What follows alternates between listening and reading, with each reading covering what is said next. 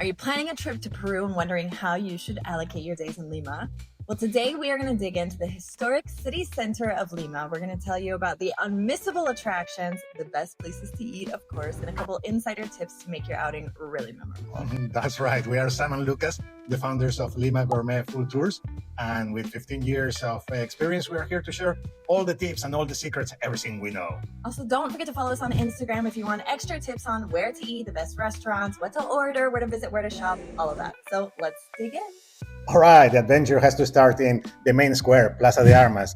You have there the Palacio Presidencial, the presidential palace, the original house of Francisco Pizarro, the conquistador. You have the beautiful Cathedral of Lima and the municipality of Lima. Loads of nice streets around there as well. So it has to start in Plaza de Armas.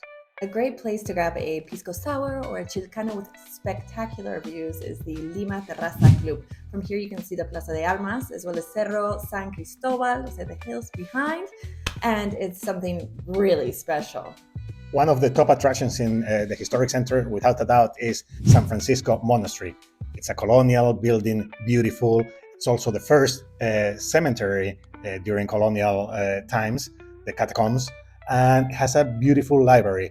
As of March 2026, you will see that there are works going on, but access is still possible. The whole of center is going into a renovation, so you will see a lot of construction going on, but they are doing a really good job. It's going to look beautiful. While we are on churches, the Santo Domingo Monastery is absolutely worth a visit, having just been restored in 2025.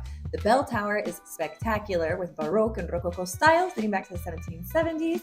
You also have great views of the city there, and you have Santa Rosa de Lima. So the first, not only the first woman saint to be canonized in the Americas, but the first saint to be canonized in the Americas, is buried there along with San Martin de Porres.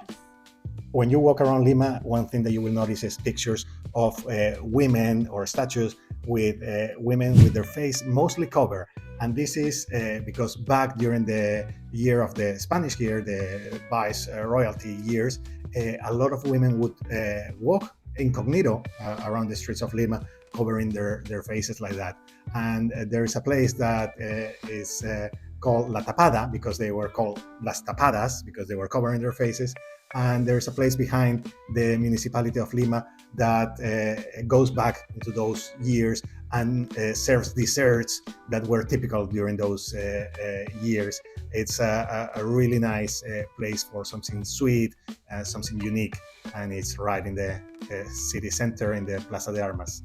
Don't miss Girón de la Unión. This is one of the most classically important streets in the center of Lima in the 1950s. It was where you would go on your promenade, go for a stroll. Now it is one of the main arteries, this pedestrian that connects Plaza de Armas, so your main square, to Plaza San Martin.